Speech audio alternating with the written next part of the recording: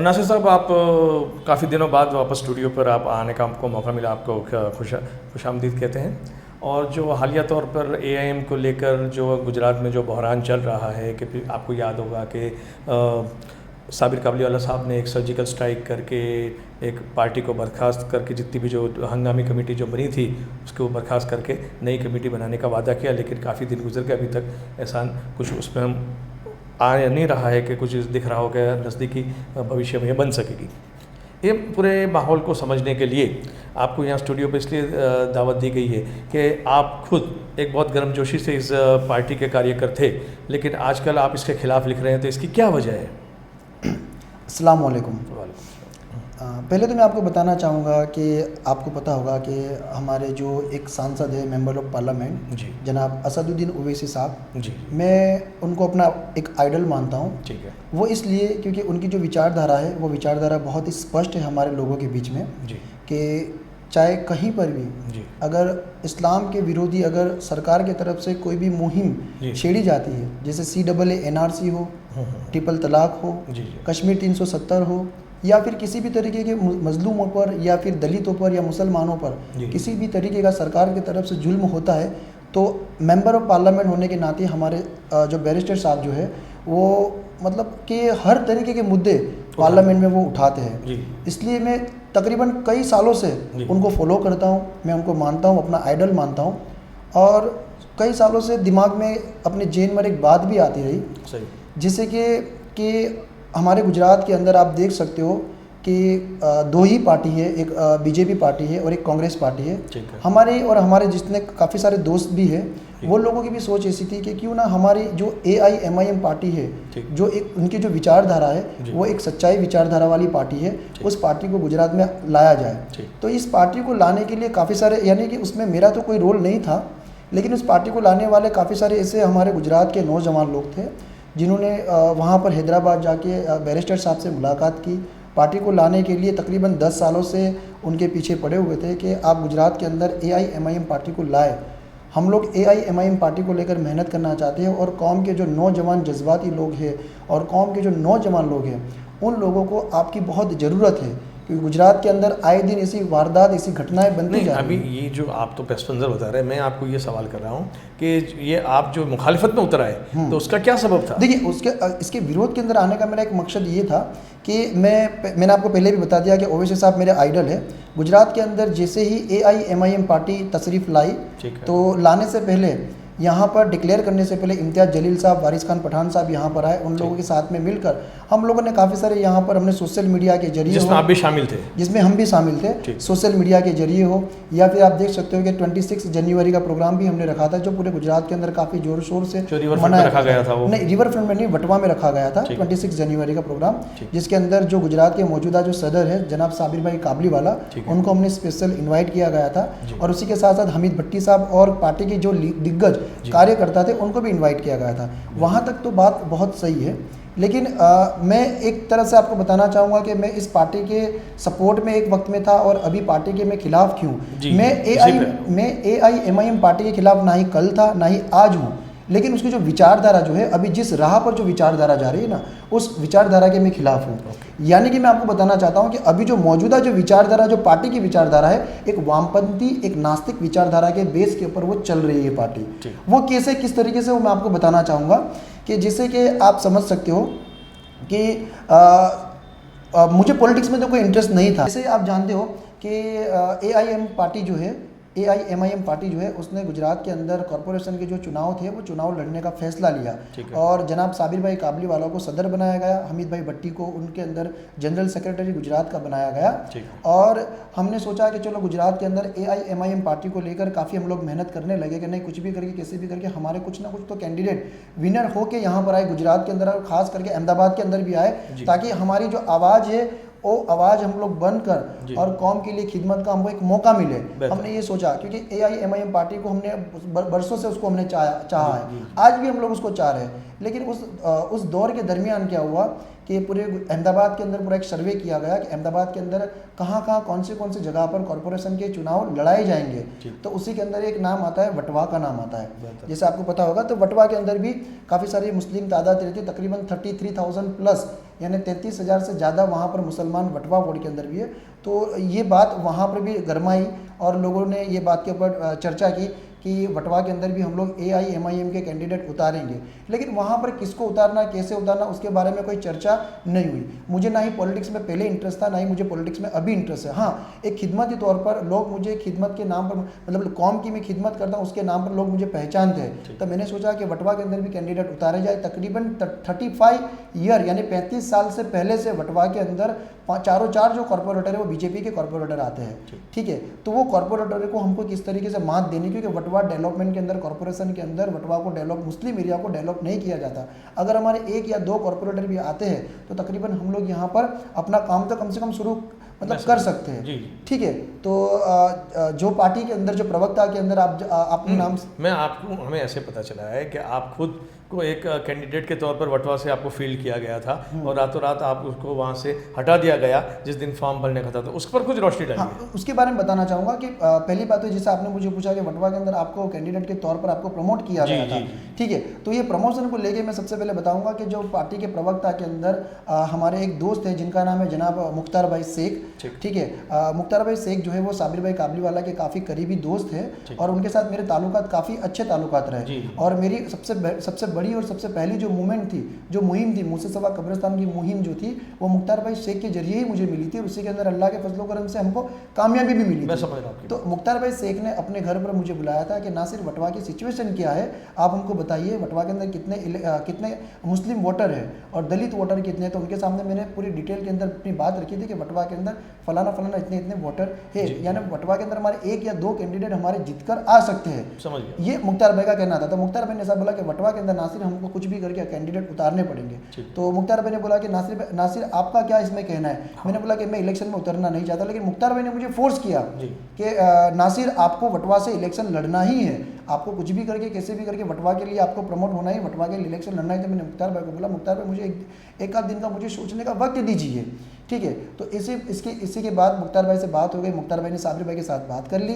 ठीक है। और मैं अपने घर पर आया। उसी दिन मुझे अब्दुल अहद पठान, आप जानते होंगे, जो पार्टी के अंदर, इतनी लंबी आप बहस ना करके मुख्तसर में ये बताएं कि 4 लोगों का इंतखाब हो गया था और उसके बाद जब फॉर्म भरने की दिन आया तो उसके दिन सबने फॉर्म उठाना बंद कर दिए। ये स्टोरी पर मुझे फोकस करना। ओके, देखिए अभी इसके अंदर क्या हुआ कि मुझे प्रमोट किया गया पार्टी की तरफ से कि नासिर आप पार्टी के अंदर से साबिर भाई काबलीवाला की तरफ से और उन्हीं के भी जो PA है धर्मेश करके और काफ़ी सारे पार्टी के जो दिग्गज है जिसके अंदर दानिश कुरैशी से लेकर काफ़ी सारे लोग, उन लोगों से मुझे बता दिया गया था कि, और खास करके साबिर भाई काबलीवाला की तरफ से कि आपका वटवा के अंदर से इलेक्शन चुनाव लड़ना आपका कंफर्म है, आप अपनी पूरी पैनल तैयार कर लीजिए। तो वहाँ पर हमने 4 लोगों की पैनल तैयार कर ली और हमने वहाँ पर पूरी प्रिपरेशन कर दी। तो एक दिन ऐसा था जब हमको बुलाया गया कि नासिर आप पार्टी ऑफिस में आइए। पार्टी ऑफिस से हमको 1.25 लाख नाम की यादी दी गई, हमको बैनर दिए गए, पोस्टर दिए गए। वटवा के अंदर मोहल्ला मीटिंग, तकरीबन 18 के आसपास हमने वटवा के अंदर मोहल्ला मीटिंग भी की थी इसी पार्टी को लेकर। और वटवा में पूरे जोश और आवाज़ से पूरे वटवा के अंदर AIMIM अपने कैंडिडेट उतार रही है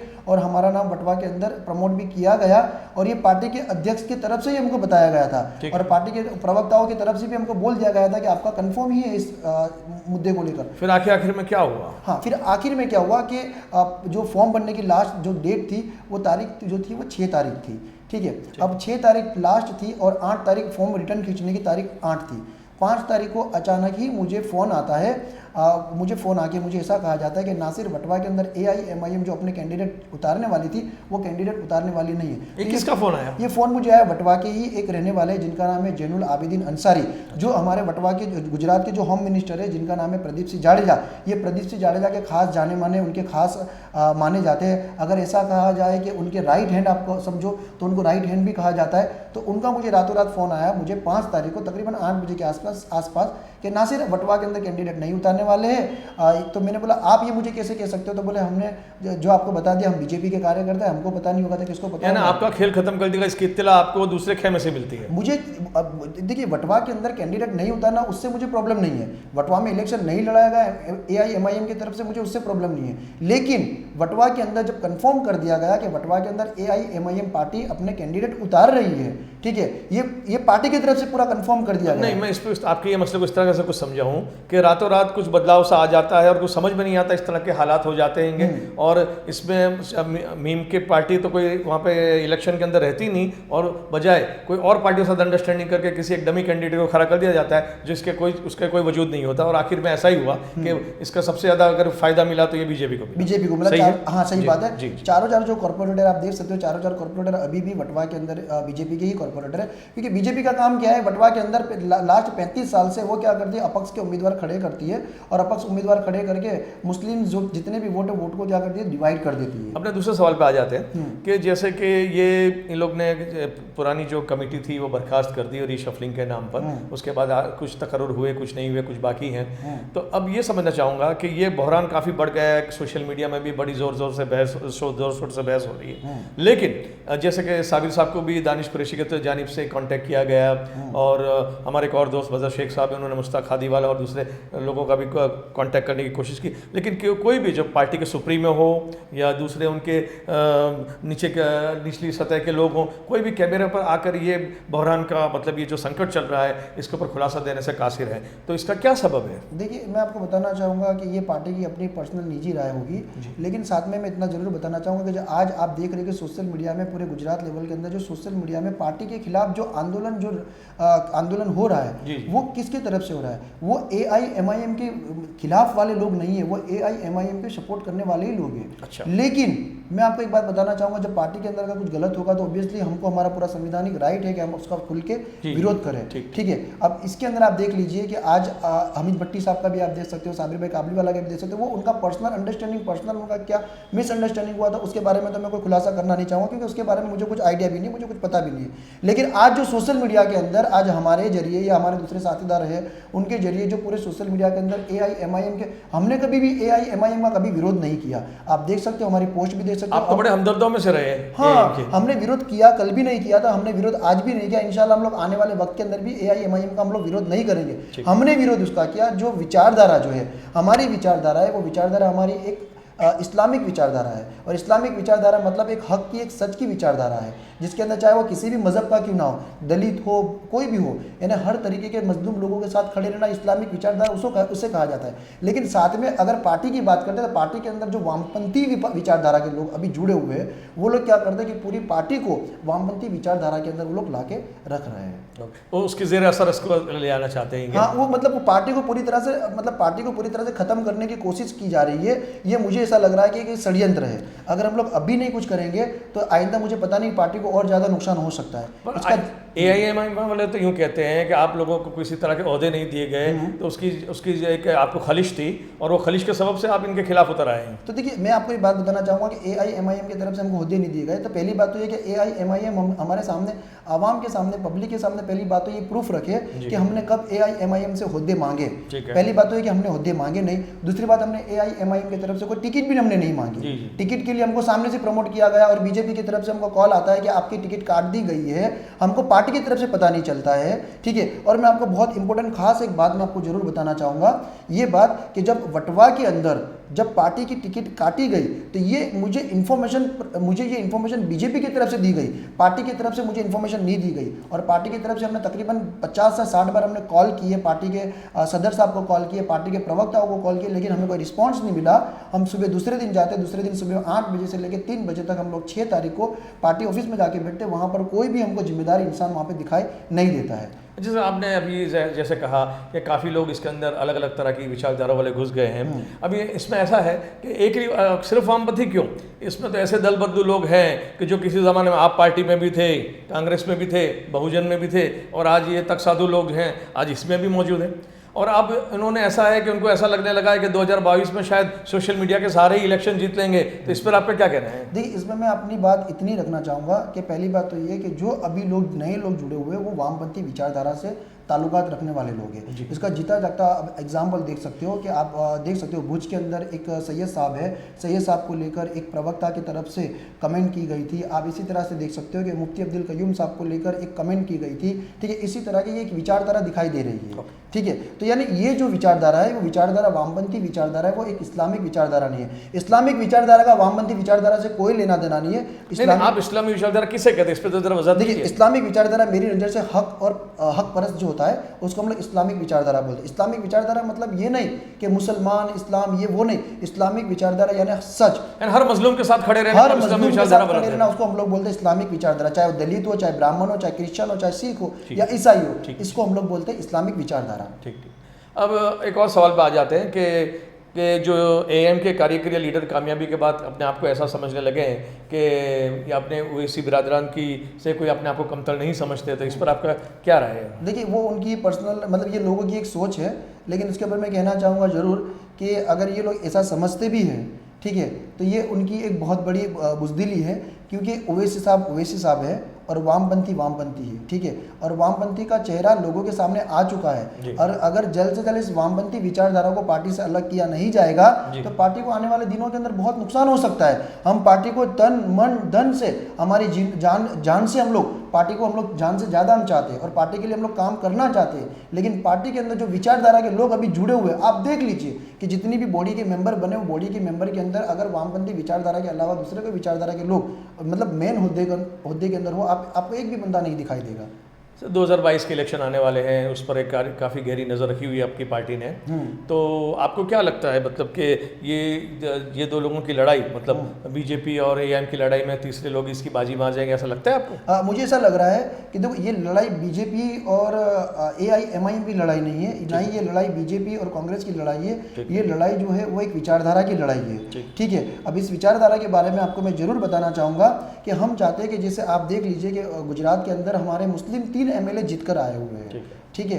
अब 3 एमएलए मुस्लिम, एक वक्त ऐसा था कि उसके अंदर 10 एमएलए थे, 15 एमएलए थे, आज हमारे 3 एमएलए हैं, ठीक है। तो अगर इसी विचारधारा से अगर हम लोग आगे बढ़ते हैं तो मेरा मानना है कि ये विचारधारा, हमारे जो 3 एमएलए जीत कर आ रहे हैं वो एमएलए भी हमारे यहाँ से चले जाएंगे। जो बीजेपी चाहती है कि गुजरात मुस्लिम मुक्त एमएलए, वो बीजेपी का एजेंडा जो है वो मुझे लग रहा है कि शायद इस विचारधारा के साथ वो सक्सेसफुल हो सकते हैं। वो क्यों हो जाएगा सक्सेस? वो सक्सेसफुल इसलिए होगा क्योंकि मेरे आने वाले एक वीडियो के अंदर मैं अपने इसी डिटेल के अंदर, मतलब आने वाले मेरे इंटरव्यू के अंदर मैं अपनी कुछ बातें रखने वाला हूँ जो सबूत के बेस पर मैं रखने वाला हूँ, जिसके अंदर काफ़ी सारे खुलासे मैं अपने करने वाला हूँ, ताकि इस विचारधारा से लेकर बीजेपी पार्टी से लेकर और कुछ बड़े बड़े लीडरों से लेकर किस तरीके से एक 80 लाख, क्योंकि ये बात सिर्फ विचारधारा के साथ साथ 80 लाख मुसलमानों की ये बात आ रही है।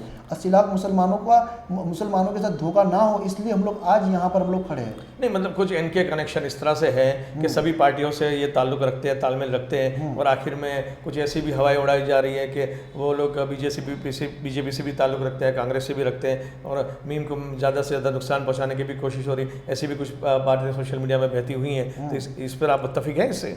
देखिए, आपको शायद पता होगा कि ये जो वामपंथी विचारधारा के लोग जो है, आपने उनके बारे में ये भी देखा होगा कि ये वामपंथी विचारधारा के लोग काफ़ी सारे, जैसे इनका इसके अंदर एक वर्ड भी इस्तेमाल हुआ, दल बदलो, तो आप इसके अंदर देख सकते हो कि ये लोग कभी आम आदमी पार्टी में थे, कभी आप देख सकते हो बीएसपी पार्टी में थे, कभी ये लोग अपक्ष में थे, और ऐसे लोग तो यानी कि पैसे लेके वटवा के अंदर भी लोग खड़े हुए हैं, जो जिनकी हैसियत 500 वोट लाने की नहीं है, वो लोग मतलब पैसे की लालच में आके वो लोग कुछ भी करते हैं। आज उनकी विचारधारा जो है वो विचारधारा उनकी वामपंथी विचारधारा है। इस वामपंथी विचारधारा को हम समाज के सामने जरूर इंशाल्लाह लाएंगे और पार्टी को हम लोग नुकसान नहीं। आपके पास क्या सबूत है? जैसे कि आपने एक बात तो आपने कही कुछ वक्त पहले कि आप जो सैयद साहब हैं उनके ऊपर ऑब्जेक्शन लिया गया और किसी दूसरे मजहबी रहनुमाओं पर भी ऑब्जेक्शन लिया गया, तो क्या यही वजह है आपकी इनके ऊपर ऑब्जेक्शन लेने की, और भी कोई सबूत है? मेरी बात, सबूत हमारे पास बहुत कुछ है, वो वक्त आने पर सब कुछ आपको दिखाया जाएगा। लेकिन बात यहाँ पर क्या आती है कि सिर्फ सैयद साहब के ऊपर उंगली उठाना या फिर मुफ्ती साहब के ऊपर उंगली उठाना, सिर्फ वही बात मैं बताना नहीं चाहूँगा।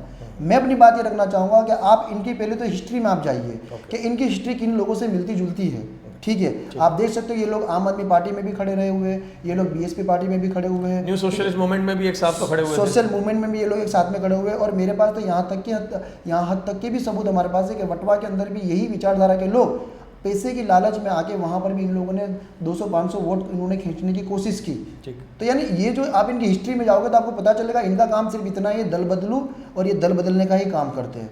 ये विचारधारा वामपंथी विचारधारा, ये इस्लामिक यानी विचारधारा इनको से कौमी और मिल्लत की कोई कौमी हमदर्दी नहीं मिल्लत है। से इनसे कोई इनको कोई लेना देना नहीं है, ये- ना इनसे कोई मतलब नहीं है। ये सिर्फ और सिर्फ इस तरह से चाहते हैं कि मैक्सिमम बेनिफिट इनके खुद का हो और इनकी इंडिविजुअल ताकत बढ़ती रहे, इससे इनकी वजह सियासत में आने की है, शायद ये है। देखिए इसमें तो आपने बात, ये कंसेप्ट आपने क्लियर कर दिया कि इनका कौम से कोई लेना देना नहीं है, और ये मैं डंके की टोच पर भी बोल सकता हूँ कि इनका कौम से कोई लेना देना नहीं है, ठीक है। इनको जो लेना देना है उनकी विचारधारा से लेना देना है, ठीक है। नहीं मतलब वो लोग फर्द की हैसियत रखते हैं, इंडिविजुअल की हैसियत रखते हैं, Right. और ये अपने आप को ही रिप्रेजेंट करते हैं, कोई कौम और मिल्लत की कोई नुमाइंदगी नहीं कर रहे। ये बात कहें तो कितनी हद तक बजा है? मैं इस बात को पूरी तरह से सपोर्ट करता हूँ कि अगर ऐसी बात होती, ठीक है, तो आज ये माहौल, ये आप सोशल मीडिया के अंदर इतना सब कुछ, इतना बड़ा, इतना सारा सब कुछ नहीं होता, आप देख सकते हो। लेकिन साथ में मैं आपको ज़रूर बताना चाहूँगा कि हमें ये वामपंथी विचारधारा से हमारी इस्लामिक विचारधारा को हमें क्लियर करना होगा, क्योंकि ये बात है 80 लाख गुजरात के मुसलमानों की, और इंशाअल्लाह जब तक मैं ज़िंदा हूँ तब तक, मैं अकेला हूँ लेकिन मेरा यकीदा ये है कि अगर मैं हक़ पर हूँ, मैं सच पर हूँ, तो मैं, अगर मेरे साथ मेरा अल्लाह रहेगा इंशाअल्लाह, और पूरी दुनिया मेरे खिलाफ रहेगी, तो मेरा यकीदा मेरे अल्लाह की जात पर इंशाअल्लाह फतेह हमेशा जीत की होगी। एक आखिरी बात ये कह के अपने ख़त्म करें कि आपका जो मुखालफत है वो महज एक कौम और मिल्लत की हमदर्दी में है कि यहाँ के मुसलमानों को गुमराह यूँ करके न किया जाए कि ओवैसी साहब का चेहरा बताकर, यही बात है। इस तरह से ये लोग आप इस तरह से खुद की ये ताकत बढ़ा रहेंगे, और इस तरह से ये अपने आप को पॉलिटिकल नेगोशिएटर बनाकर और पार्टियों से भी अपनी हिस्सेदारी और अपना फ़ायदा उठा रहे हैं। तो ये आप नहीं चाहते कि इस तरह का ये AIM इस तरह से मिसयूज़ हो, शायद ये वजह है। मैं आपको यही लास्ट में आपको यही बताना चाहूँगा कि जो हमारा जो आइडियोलॉजी वाला जो चेहरा है वो ओवैसी साहब हमारा चेहरा है, ठीक है। उसी चेहरे को कौम के सामने, 80 लाख मुसलमानों के सामने ये विचारधारा वाले लोग मतलब प्रमोट कर रहे हैं, और वो ये समझ रहे हैं कि जो ओवैसी साहब का चेहरा वही चेहरा हमारा चेहरा है, ठीक है। इसी तरह से कौम को गुमराह करने की कोशिश की जा रही है। इसके अंदर ये लोग अपना पर्सनल फायदा देखने की कोशिश कर रहे हैं। इनके जाहिर और बातिन अलग अलग हैं, अलग अलग है। ये सामने से कुछ और है और पीठ के पीछे से कुछ और है, लेकिन विचारधारा हमें समझनी होगी, हमें इस विचारधारा को लोगों के सामने लाना होगा, और इंशाल्लाह हम इसके ऊपर पूरी तरह से काम कर रहे हैं, और हम लोग पूरी तरह से इसके अंदर, अल्लाह ने चाहा तो हमको इसमें सक्सेसफुल। तो आपके कोई पर्सनल इंटरेस्ट नहीं है इस तरह से कि अपने आप बड़े बन जाए इनसे मुखालिफ करके?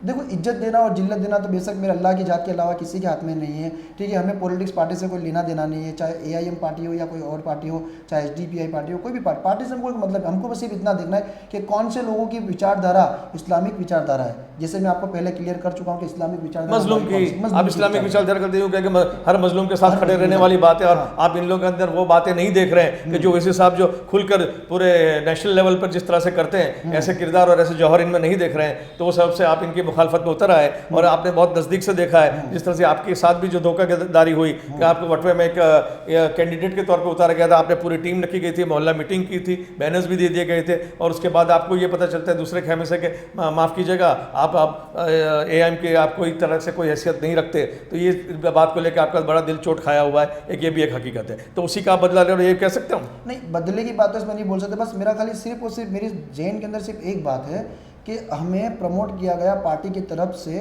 कि आपका कंफर्म है, हमने 18 मोहल्ला मीटिंग कर दी, उलमाओं के साथ मीटिंग कर दी, सब कुछ हो गया, लेकिन पार्टी की तरफ से हमारा ना ही फ़ोन उठाया गया, ना ही हमको इन्फॉर्म किया गया। ये हमें पड़ता है बीजेपी पार्टी के कार्यकर्ता की तरफ से हमको मालूम पड़ता है कि आपका वहाँ पर चुनाव लड़ना कैंसिल हो गया, ये हमने देख लिया है। आपको ये शक हो गया कि ऊपर लेवल पर क्या खेल हो गया और उसमें कौन कौन लोग इसके अंदर इन्वॉल्व थे, तो वो सबसे आपको बड़ी दिली दुख हुआ, तो सबसे आप ये कह रहे हैं कि भाई इस तरह से इनका मुखालफत जोर शोर से होना चाहिए। राइट, बस यही बात मैं बताना चाहता कि बस मुझे पता चला, वो दूसरी पार्टी से मालूम पड़ा, और ये पार्टी की तरफ से हमको कोई इन्फॉर्म नहीं किया गया। और आज आप देख सकते हो इंशाल्लाह अल्लाह ने चाहा तो आने वाले वक्त के अंदर वो भी आपके सामने खुलासा जरूर होगा। यानी अभी इसका पार्ट 2 आपका बाकी है शायद? हाँ, पार्ट 2 मेरा बहुत जल्द आने वाला है। यूँ समझ लीजिए 10-1 दिन के अंदर मेरा पार्ट 2 आएगा, जिसके अंदर मैं पूरे एविडेंस के साथ कि इन लोगों ने किस तरीके से, जो दूसरे खेमे से हमको मालूम पड़ा है, वो किस तरीके से पूरी तरह से एक षड्यंत्र, एक साजिश के तहत ये एक पूरा प्लानिंग, एक सिस्टम की गई थी, वो पार्ट 2 के अंदर आपको इंशाल्लाह बहुत जल्द मैं आपको बताऊंगा। बहुत शुक्रिया।